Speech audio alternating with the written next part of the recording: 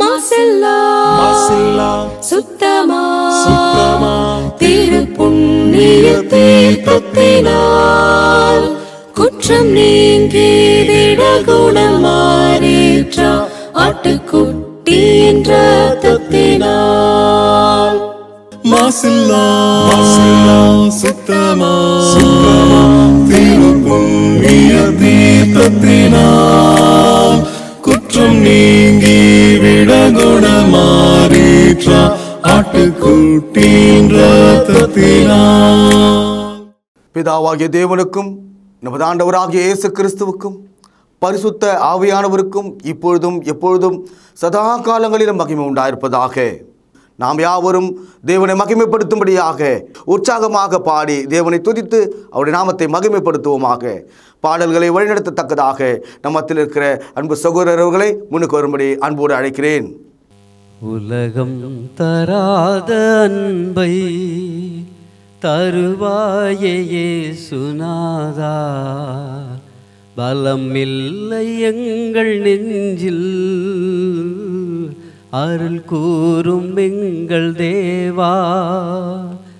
உலகம் தராத அன்பை கரை காண துன்ப வெள்ளம் புரண்டோடும் வேளை வந்தீர். கரை காண துன்ப வெள்ளம் புரண்டோடும் வேளை வந்தீர்.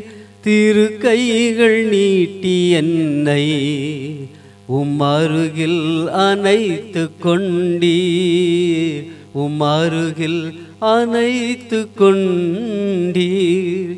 உலகம் தராத அன்பை தருவாயே இயேசுநாதா, பலம் இல்லை எங்கள் நெஞ்சில், அருள் கூறும் எங்கள் தேவா. உலகம் தராத அன்பை வானோர்கள் சேனை பாட மெய்ப்பரும் தேடி சென்றார். வானோர்கள் சேனை பாட மெய்ப்பரும் தேடி சென்றார். மாதேவன் மீட்பு தந்தார், நான் என் செய்வேன் இயேசுநாதா. என் உள்ளம் சொந்தம் தேவா. உலகம் தராத அன்பை தருவாயே இயேசுநாதா, பலம் இல்லை எங்கள் நெஞ்சில், அருள் கூறும் எங்கள் தேவா. உலகம் தராத அன்பை. இந்த தொழுகையின் முதல் ஜெபத்தை தேவன சமூகத்துக்கு ஒரு பலி போல எடுக்கத்தக்கதாக நம்மத்தில் இருக்கிற சகோதரரை அன்போடு அழைக்கிறேன்.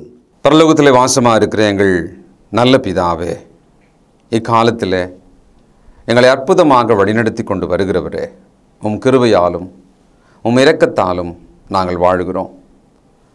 எங்களால் ஏதாவது ஆகுமென்று யோசிக்கும் தகுதி கூட இல்லாதவர்கள், எங்களுடைய தகுதியெல்லாம் உமது குமாரனும் எங்கள் ஆண்டவருமாகிய இயேசுவில் இருக்கிறது.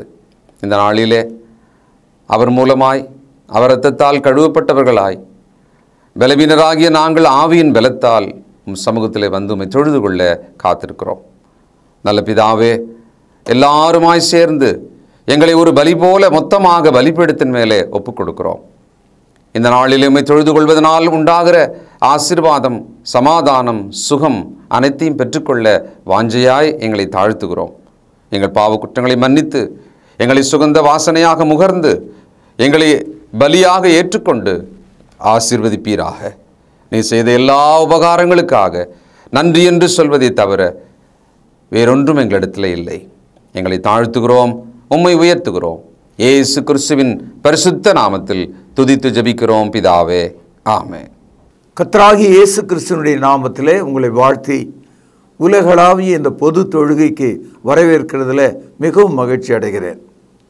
பரிசுத்தமும் அன்பும் நிறைந்த சகோதர சகோதரிகளே, நம்முடைய பாவங்களை தேவன் மன்னித்திருக்கிறார் என்ற பரிபூரணமான அறிவு நமக்கு தேவை. தேவன் நம்முடைய பாவங்களை இயேசு கிறிஸ்துவின் இரத்தத்தினாலே மன்னித்திருக்கிறார். பாவ மன்னிப்பு பற்றி விளங்காமல், அந்த அனுபவத்தை அனுபவிக்காமல் நாம் தேவனுடைய பிள்ளைகளாக இருக்கிறோம் என்று நம்மால் பேச முடியாது. Without understanding the forgiveness of sin, you never claim you are a Christian. பாவ மன்னிப்பை தெரியாத ஆள் தன்னை கிறிஸ்தவன் என்று சொல்ல முடியாது. அதனால்தான் தேவ சமூகத்தில் அவைகள் மன்னிக்கப்பட்டதுக்காகவும் தேவனை நாம் தொழுது கொள்ளும்படியாக இன்று கூடி வந்திருக்கிறோம். We worship God because God has forgiven our sin and accepted us as His children.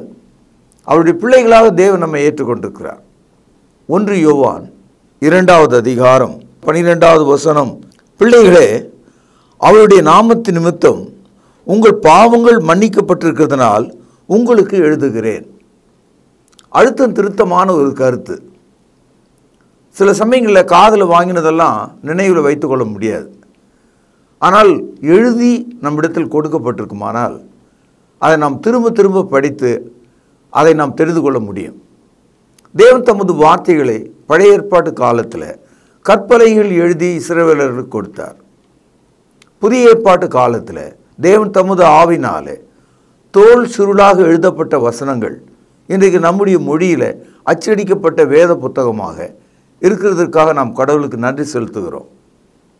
இன்றைக்கு 1 யோவான் 2வது அதிகாரம் 12வது வசனம் என்று நாம் எடுத்து படிக்கும்போது, இயேசு கிறிஸ்துவினுடைய இரத்தத்தினாலே நம்முடைய பாவங்கள் மன்னிக்கப்பட்டு இருக்கிறது. அவர் சின்ஸ் வேர் ஃபர்கிவன்.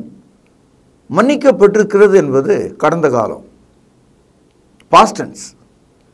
ஆகவே நம்முடைய பாவங்களை இன்றைக்கும் நாம் தேவ சமூகத்தில் அறிக்கையிட்டு மன்னிப்பை நாம் தேட வேண்டும். கடந்த காலத்தில் மன்னித்தவர் இன்றைக்கும் நம்மை மன்னிக்கிறார்.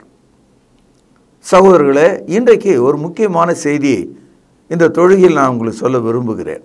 பாருங்கள், 1 யோவான் 2வது அதிகாரம் 2வது வசனம்.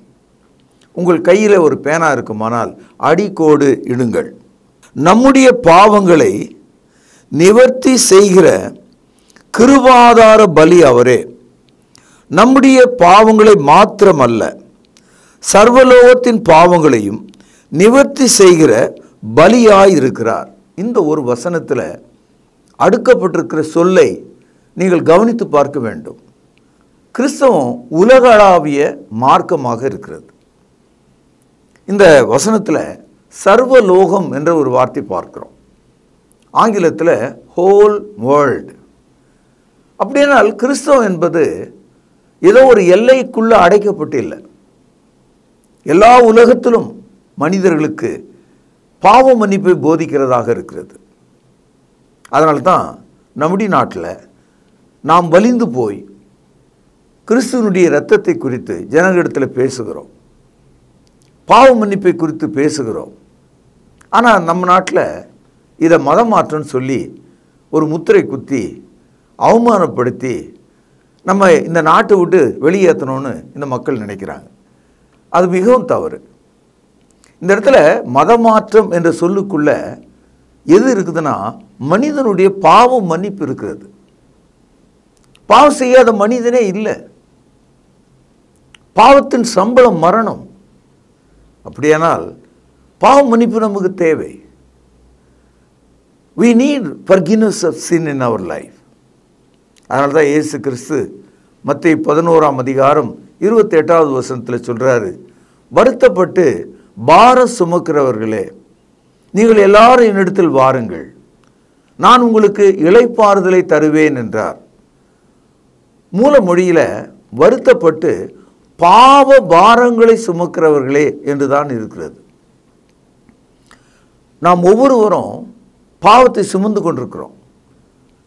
சிறு வயதில் நன்மை தீமை என்ற ஒரு நாள் வந்தபோது, எப்பொழுது நன்மைக்கு விரோதமாக தீமை செய்தோமோ அதுதான் முதல் பாவம். அன்றையிலிருந்து நம்முடைய பாவமானது வட்டியும் முதலுமாக அது வளர்ந்து கொண்டே இருக்கிறது. பாவ மன்னிப்பு தேடாத மனிதன் எப்படி ஒரு பலூன் திடீர்னு ஒரு ஊசி முனையில் குத்தப்படும் போது அது வெடித்து விடுகிறதோ அவ்விதமாக அவனுடைய ஆத்மா மரணத்தில் வெடித்து விடும். பெரும் மூட்டையாக இருக்கிறது. அவன் மேலே 10,000 கிலோ வைத்தா நசுங்கி அவன் செத்து போயிடுவான். நம்முடைய பாவங்கள் நம்மை அந்த மாதிரி தான் அழுத்தி வைத்திருக்கிறது. இயேசு கிறிஸ்து வருத்தப்பட்டு பாவ பாரங்களை சுமக்கிறவர்களே நீங்கள் எல்லாரும் என்னிடத்தில் வாருங்கள். இந்த வார்த்தை இந்தியாவுக்கு மட்டுமா, உலகம் முழுதும் உள்ள எல்லா மனிதர்களுக்காகவும் நீங்கள் எல்லாரும் என்னிடத்தில் வாருங்கள், நான் உங்களுக்கு இளைப்பாறுதலை தருவேன், உங்கள் பாரங்களை நான் ஏற்றுக்கொண்டு என்னுடைய இலகுவான சுமையை உங்களுக்கு தருவேன். இயேசு கிறிஸ்துவினுடைய சிலுவை மரணம், அவருடைய விரிந்த கரங்கள் நம்மை அழைக்கிறதாக இருக்கிறது. ஆகவே பாவ பாரங்களோடு நாம் அவரிடத்தில் திரும்பும்போது, அவைகளை அறிக்கை செய்து விட்டுவிடும்போது அவர் நம்மை மன்னிப்பதற்கு உண்மையும் நீதியும் நிறைந்தவராக இருக்கிறார். 1 யோவான் 2வது அதிகாரம் 2வது வசனம், நம்முடைய பாவங்களை நிவர்த்தி செய்கிற கிருபாதார பலி. இந்த நிவர்த்தி செய்கிற என்ற அந்த சொல்ல நீங்கள் கவனிக்கணும். ஆங்கிலத்தில் ப்ரொபோசியேஷன் என்ற ஒரு வார்த்தை அது. இந்த ப்ரொபோசியேஷன் என்ற வார்த்தை ஆங்கிலத்தில் மிகவும் ஆழமான அர்த்தம் உள்ள ஒரு சொல். அதை தான் தமிழில் நிவர்த்தி என்று வந்திருக்கிறது. அதாவது சட்டத்தின் கீழே நீங்கள் குற்றவாளி இல்லை என்று நீதிமன்றம் தீர்ப்பளிக்குது, அப்படிப்பட்ட ஒரு சொல் அது. நிவர்த்தி அப்படின்னா அதற்கு ஈடாக ஏதோ ஒன்று செலுத்தப்பட்டது என்று பொருள். இந்த சொல்லுக்கு தமிழில் பல சொற்கள் இருக்கு. உதாரணமாக மக்கள் மத்தியில் தோஷம்னு ஒரு சொல் இருக்குது. அப்படின்னா என்ன அர்த்தம்? நம்மை பிடித்திருக்கிற ஏதோ ஒன்றிலிருந்து நாம் விடுதலை ஆகணும், அந்த தோஷத்தை நிவர்த்தி செய்யணும். அதே போல் பாருங்கள், ஒரு ஆண் பெண் வாழ்க்கையில் அவர்களுக்கு ஒரு நிவர்த்தி நடக்கிறது, அதை சாந்தி என்ற ஒரு சொல்லாலே மக்கள் பயன்படுத்துகிறாங்க. அதே போல் சமுதாயத்தில் பார்த்தீங்கன்னா குடும்ப வாழ்க்கையில் ஆண் பெண், தாய் தகப்பன், நிலம் நீச்சுகள், வியாபாரங்கள், இதில் ஒரு வார்த்தை பயன்படுத்துகிறோம், பரிகாரம். இதுவும் கூட அந்த நிவர்த்தி என்ற சொல்லினுடைய வேர் சொல் தான் அது. அதாவது நிவர்த்தி என்பதை சாந்தி என்று சொல்கிறோம், பரிகாரம் என்று சொல்கிறோம், தோஷம் என்று சொல்கிறோம். இந்த சொற்கள் நம்மிடத்திலிருந்து பெறுகிற ஒரு நிவர்த்தியாகிய விடுதலை பற்றி பேசுகிறது. இப்போ பாவம் நிவர்த்தி செய்யப்பட வேண்டும், அல்லது பாவத்திற்கான பரிகாரம் நமக்கு உண்டாக வேண்டும். பாவத்தினாலே கோபம் அடைந்த தேவன் சாந்தி அடைய வேண்டும்.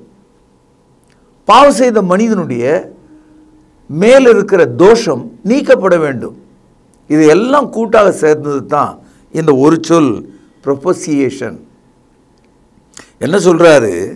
நம்முடைய பாவங்களை நிவர்த்தி செய்கிற, நல்ல கவனிங்க, கிருபாதார பலி.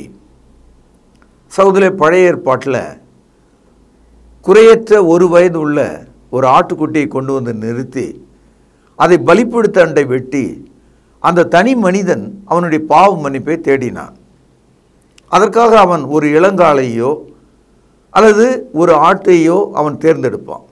எபிரேயர் 9வது அதிகாரம் 12வது வசனம். இளங்காளை, ஆட்டுக்குட்டி இவைகளின் இரத்தத்தினால் அல்ல.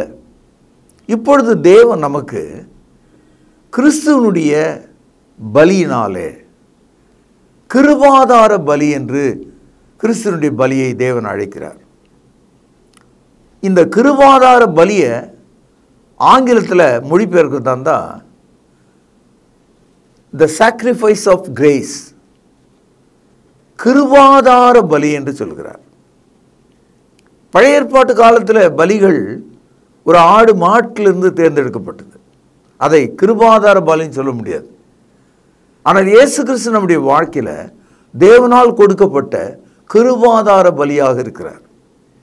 யோவான் எழுதிய சுவிசேஷம் 1வது அதிகாரம் 29வது வசனத்தில் யோவான் ஸ்நானகன் இயேசு கிறிஸ்து வருவதை பார்த்து இப்படி சொன்னான், இதோ உலகத்தின் பாவத்தை சுமந்து தீர்க்கிற தேவ ஆட்டுக்குட்டி என்று சொன்னான். இஸ்ரவேலர்கள் தங்களுடைய குடும்பங்களுக்காக ஒரு ஆட்டுக்குட்டியை தேர்ந்தெடுத்தார்கள், அது அவங்களுடைய வீட்டுக்கு மட்டும்.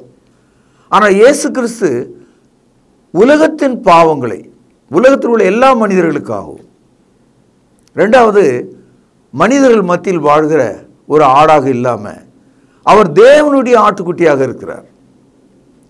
Jesus Christ is the lamb of God which takes away the sins of the world. 1 யோவான் 2:2 நம்முடைய பாவங்களை கவனிங்கள், நிவர்த்தி செய்கிற கிருபாதார பலி அவரே. நம்முடைய பாவங்களை மாத்திரமல்ல, சர்வலோகத்தின் பாவங்களையும் நிவர்த்தி செய்கிற பலியாயிருக்கிறார். இந்த வசனம் இந்த தேசத்தில் இன்றைய காலகட்டத்தில் வாழ்கிற எல்லா மனிதர்களும் கவனிக்க வேண்டிய ஒரு வசனம். பாவ பாரத்தினால் அழுத்தப்பட்டு மரித்து போன மனிதர்கள் கிருபாதார பலியை குறித்து கேள்விப்பட வேண்டும். உலகத்தாருடைய பாவங்களை மன்னிக்கும் கிருபாதார பலியாக, நிவர்த்தி செய்கிற ஒருவராக, உங்களுடைய தோஷத்தை நீக்கிறவராக, உங்களுக்கும் தேவனுக்கு இடையில சாந்தத்தை உண்டாக்குகிறவராக, உங்களுடைய பாவங்களுக்கான பரிகாரமாக, நிவர்த்தியாக இயேசு இருக்கிறார். சகோதரர்களே, எபேசியர் 2:1 பாருங்கள். அக்கிரமங்களினாலும் பாவங்களினாலும் மரித்தவர்களாயிருந்த உங்களை உயிர்ப்பித்தார். அதாவது பாவம் மனிதர்களை ஆத்மாவிலே மரணத்தை கொண்டு வருகிறது. So every man committed sin, he is dead in the sight of God. ஆக பாவத்தில் நாம் மரித்தவர்களாக இருக்கிறோம். மரித்தவர்களை அடக்கம் பண்ணிட்டு மறந்துடலாம். ஆனால் தேவன் பாவத்தில் மரித்தவர்களை மீட்டுக்கொள்ள விரும்புகிறார். அதற்காகவே கிருபாதார பலியை நமக்கு ஏற்படுத்தினார். இந்த கிருபாதார பலி தேவன் விரும்புகிற நிவர்த்தியாக இருக்கிறது. Jesus Christ is the propitiation of all kinds of your sin. எல்லாவற்றையும் நிறைவு செய்கிற ஒருவராக இருக்கிறார். தோஷம் நீக்கிறவராக இருக்கிறார், பரிகாரமாக இருக்கிறார், நிவர்த்தியாக இருக்கிறார். எனக்கு தெரிந்த ஒரு சம்பவம், ஒரே நேரத்தில் ஒரே பள்ளியில் படித்த 2 நண்பர்கள், 2 பேரும் பாஸ் பண்ணாங்க, 2 பேரும் அரசாங்க வேலைக்கு போனாங்க. ஏறக்குறைய ஒரு 6 மாதம் தான் 2 பேருக்கும் வித்தியாசம் வயது. நல்ல வேலை, 2 பேருக்கும் திருமணமானது, 2 பேருக்கும் பிள்ளைகள் உண்டானது. இந்த 2 பேரும் ஒரே தெருவில் எதிரெதிரில் வீடு வாங்கி கட்டி நன்றாக வாழ்ந்தாங்க. காலப்போக்கில் ஒருவர் தன்னுடைய மனைவி இழந்தார், அந்த அம்மா செத்து போயிட்டாங்க. அதுக்கு அடுத்த ஒரு சில வருஷங்களில் எதிர் வீட்டில் இருந்த நண்பனுடைய மனைவி இறந்துட்டாங்க. இப்போது இந்த 2 பெரியவர்களும் அந்த பிள்ளைகளோடு அவங்கவுங்க வீட்டில் இருந்தாங்க. 2 பேரும் இப்போ ரிட்டையர் ஆகிட்டாங்க. அவர்கள் ரிட்டையர் ஆன எல்லா பணத்தையும் தன்னுடைய பிள்ளைகளுக்காக, பேர குழந்தைகளுக்காக வைத்திருந்தாங்க. இப்படியே வாழ்ந்து கொண்டிருந்த அவர்கள் மத்தியில் இந்த 2 நண்பர்களில் ஒருவர் திடீரென்று மாரடைப்பால் இறந்து விட்டார். மாரடைப்பால் இறந்து போன அந்த நண்பன் நிமித்தம் எதிர் வீட்டில் இருந்த அந்த நண்பனுக்கு அவனுக்கே ஹார்ட் அட்டாக் வந்துடுச்சு. அந்த அளவுக்கு அவருக்கு வேதனை. 2 பேரும் இணை பிரியாத நல்ல நட்பு. இப்பொழுது அந்த உடலை அடக்கம் செய்வதற்காக வீட்டுக்கு வெளியே கொண்டு வந்தாங்க. தெரு கூடியது. திடீர்னு எங்கேருந்தோ ஒரு கடங்காரன் அங்கே வந்து சேர்ந்தான்.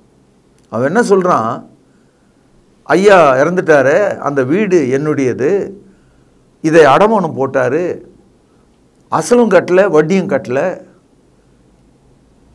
ஆகவே இந்த வீடு எனக்குரியது அப்படின்னு சொல்ல ஆரம்பிச்சிட்டார். அப்போ அந்த பிள்ளைங்க நினச்சிருந்தா அந்த கடனை கட்டி அந்த வீட்டை அவங்க மீட்டிருக்கலாம்.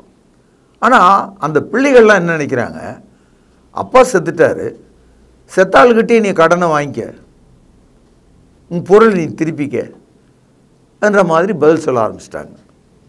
அதாவது செத்துப்போன தகப்பனுடைய கடனை நான் ஏன் அடைக்கணும் அப்படின்றது அவங்களுடைய எண்ணம். இதனால் அந்த பிணத்தை அடக்கம் பண்ண முடியாமல் சாயங்காலம் 7 மணி வரைக்கும் ஆயிட்டுது. எதிர் வீட்டில் இருந்த அந்த நண்பர் ஞாபகம் இருக்கு இல்லையா, அவர் வெளியே ஓடி வந்தார். கையில் ஒரு பத்திரம் எடுத்துகிட்டு வந்தார். அவர் என்ன சொன்னார், அந்த கடன்பட்டான்னு சொல்லி வந்து நின்னானே அவன் கையில் இதை கொடுத்து, இதப்பா இது என்னுடைய வீடு, இதை விற்று அந்த கடனை எடுத்துக்கிட்டு மிச்சம் ஏதாவது இருந்தால் எனக்கு கொடு. என்னுடைய நண்பனை ஒரு கடன்காரனாக அடக்கம் செய்ய நான் விரும்பலை, அவனை நல்ல விதமாக அடக்கம் செய்ய நான் விரும்புகிறேன் சொல்லி எல்லாருக்கும் முன்னால் கண்ணீரோடு அதை கொடுத்தார். இது உண்மையாக நடந்த ஒரு சம்பவம். இதிலிருந்து நம்ம என்ன தெரிஞ்சுக்கிறோம்? சொந்த பிள்ளைங்க அப்பானுடைய கடனை கட்ட அவங்க விரும்பலை. ஏன்னா அவர் தான் செத்து போயிட்டாரே, செத்தவனுடைய கடனை நான் ஏன் அடைக்கணும் அப்படின்றது அவங்களுடைய எண்ணம். உலகத்தில் பாவம் செய்து ஆத்மாவில் செத்து போன அத்தனை பேருக்காகவும் அந்த எதிர் வீட்டு நண்பன் தன்னுடைய சொந்த வீட்டை கொடுத்தது போல தேவன் தமது சொந்த மகனை பிராயச்சித்தமாக, பரிகாரமாக, சாந்தியாக, நிவர்த்தியாக உனக்காகவும் எனக்காகவும் உலகத்தாருடைய பாவங்களுக்காகவும் தந்திருக்கிறார். ஆகவே அக்கிரமங்களினாலும் பாவங்களினாலும் மரித்தவர்களாக இருந்த நம்மை உயிர்ப்பிக்கத்தக்கதாக சர்வலோகத்தின் பாவங்களை சுமக்கிற தேவ ஆட்டுக்குட்டியாக, பரிகாரமாக, நிவர்த்தியாக இயேசு கிறிஸ்து கிருபாதார பலியாக இருக்கிறார். என் அன்பு சகோதரர்களே, 1 பேதுரு 1 அதிகாரம் 19வது வசனம், உங்கள் முன்னோர்களால் பாரம்பரியமாய் நீங்கள் அனுசரித்து வந்த வீணான நடத்தையினின்று அழிவுள்ள வஸ்துக்களாகிய வெள்ளியினாலும் பொன்னினாலும் நீங்கள் மீட்கப்படாமல் கவனிங்கள், குற்றமில்லாத 1, மாசற்ற 2, ஆட்டுக்குட்டியாகிய கிறிஸ்துவின் விலையேற பெற்ற இரத்தத்தினாலே 3 மீட்கப்பட்டீர்கள் என்று அறிந்திருக்கிறீர்களே. நம்முடைய பாவத்துக்கான பரிகாரம், நிவர்த்தி, தோஷம் கழித்தல் விலையேற பெற்ற இரத்தம் ஒன்றினால் உண்டாக்கப்பட்டிருக்கிறது. இதற்கு ஈடாக வெள்ளியும் பொன்னும் கொடுக்கப்பட முடியாது. விலையேற பெற்ற இரத்தத்தினாலே நாம் மீட்கப்பட்டோம்.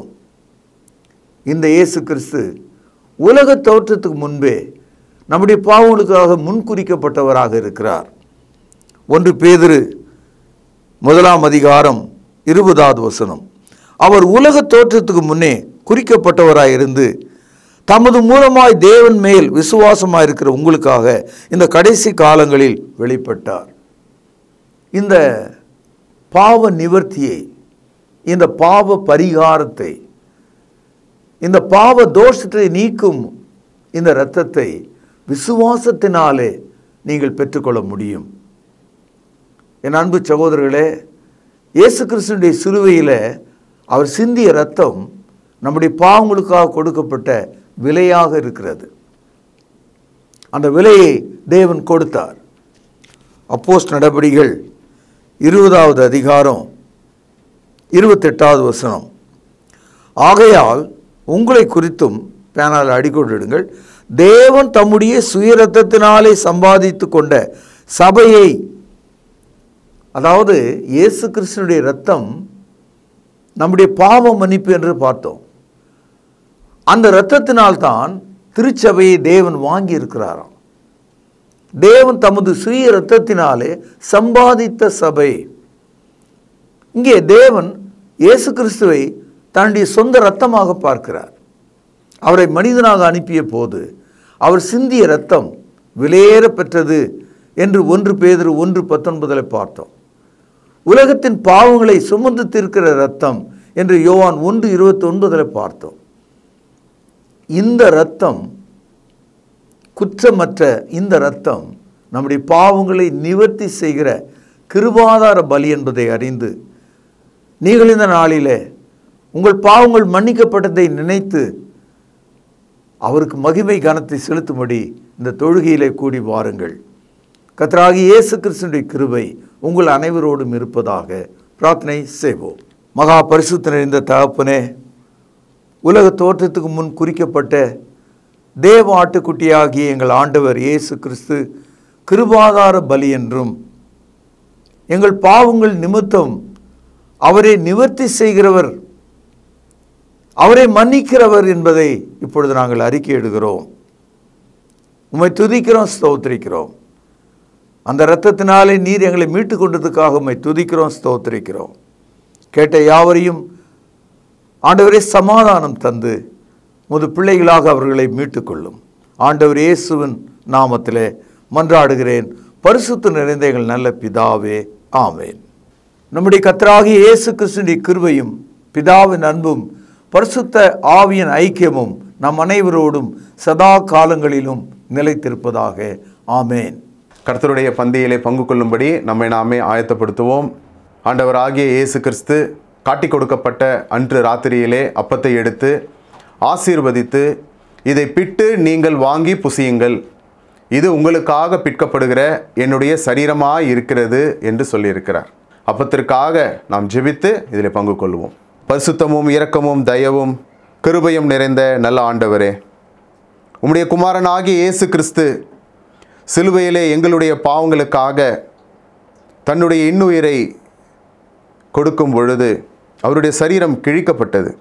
அதற்கு ஒப்பாக இங்கு புளிப்பில்லாத அப்பம் இது வைக்கப்பட்டு இருக்கிறது. அப்பா, நீர் இந்த அப்பத்தை எங்களுக்கென்று ஆசீர்வதித்து தரும்படி விலையேற பெற்ற இயேசு கிறிஸ்துவனுடைய நல்ல நாமத்தினாலே இந்த ஜெபத்தை ஏறெடுக்கிறோம் அன்பின் பிதாவே, ஆமேன். அவர் அந்தபடியே பாத்திரத்தையும் எடுத்து, இந்த பாத்திரம் என் இரத்தத்தினால் ஆகிய புதிய உடன்படிக்கையாய் இருக்கிறது, என்னை நினைவு கூறும்படி இதை செய்யுங்கள் என்று சொல்லியிருக்கிறார். நாமும் கூட அவ்வண்ணமாகவே இதில் செய்யும்படியாக நாம் ஒன்று சேருவோம். தேவன் இந்த ரசத்தை ஆசீர்வதித்து தரும்படி நாம் ஜெபிப்போம். வானத்தையும் பூமியும் உண்டாக்கின சர்வ வல்லமையுள்ள எங்கள் நல்ல பிதாவே, என்னை நினைவு கூறும்படி இதை செய்யுங்கள் என்று சொல்லியிருக்கிறபடியே நாங்கள் செய்யும்படி வந்து நிற்கிறோம். இந்த ரசத்தை நீர் ஆசீர்வதித்து தாரும். குற்றமில்லாத மாசற்ற இதோ தகப்பனே, அந்த ரத்தம் எங்களுடைய பாவங்களுக்காக சிந்தப்பட்டது என்பதை நாங்கள் நினைத்து இதில் பங்கு கொள்ளும்படி, பயபக்தியோடு பங்கு கொள்ளும்படி எங்களை உற்சாகப்படுத்தும். எங்களை தாழ்த்துகிறோம். இந்த ரசத்தை நீர் ஆசீர்வதித்து தாரும். இயேசுவின் நல்ல நாமத்தில் இந்த ஜெபத்தை எடுக்கிறோம் அன்பின் பிதாவே, ஆமேன். தேவனுடைய சமூகத்தில் தேவனுக்கு மிக பிரியமான ஒரு தொழுகையை செய்து கொண்டிருக்கிறோம்.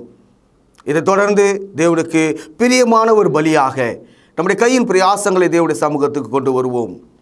தேவன் கொடுத்தவைகள், இவைகளிலிருந்து நாம் எடுத்து தேவனுக்கு உற்சாகமாக கொடுப்பதற்கு நாம் ஒப்புக் கொடுப்போமாக. இந்த தொழுகையின் நிறைவு ஜெபத்தை நம்மத்தில் இருக்கிறதான சகோதரர் ஒருவர் முன்வந்து ஜெபித்து இந்த தொழுகையை நிறைவு செய்து தரும்படி அன்பாய் கேட்டுக்கொள்கிறேன். பரலோகத்திலே வாசமாக இருக்கிற எங்கள் நல்ல பிதாவே, உம்முடைய வார்த்தையினால் எங்களை சந்தித்ததற்காக உமக்கு ஸ்தோத்திரம். அண்ட சராசரங்களின் மீது அதிகாரமுடையவராகிய உமக்கு எங்களை தாழ்த்தி ஒப்புக் கொடுக்கிறோம். வார்த்தையினால் சர்வத்தையும் தாங்குகிற எங்கள் ஆண்டவர் இயேசு கிறிஸ்துவின் கீழாக எங்களை ஒப்புக் கொடுக்கிறோம். நாங்கள் எதையுமே செய்ய முடியாது, ஆனால் பரிசுத்த ஆவியின் பலத்தினாலே செய்ய முடியும் என்பதனால் அந்த பரிசுத்த ஆவியானவருடைய ஆளுகைக்கு எங்களை ஒப்புக் கொடுக்கிறோம். தொடர்ந்து எங்களையும் எங்கள் வீட்டாரையும் பிள்ளைகளையும் ஆசீர்வதிப்பீராக. வியாதியை சுகமாக்கும், பலவீனங்களை நீக்கும், பலவிதமான பாரங்களில் நின்று விடுதலை செய்யும். உம்முடைய மக்களுக்கு வேண்டிய சமாதானத்தை தாரும். ஆண்டவர் இயேசு கிறிஸ்துவின் மூலமாகவே நாங்கள் பிழைக்கிறோம், அவருடைய கிருபையினால் வாழுகிறோம். உம்மையை கனப்படுத்தி ஸ்தோத்திரித்து ஆண்டவரும் இரட்சகரும் ஆகிய இயேசு கிறிஸ்துவின் புண்ணிய நாமத்தில் துதித்து ஜெபிக்கிறோம் நல்ல பிதாவே, ஆமென்.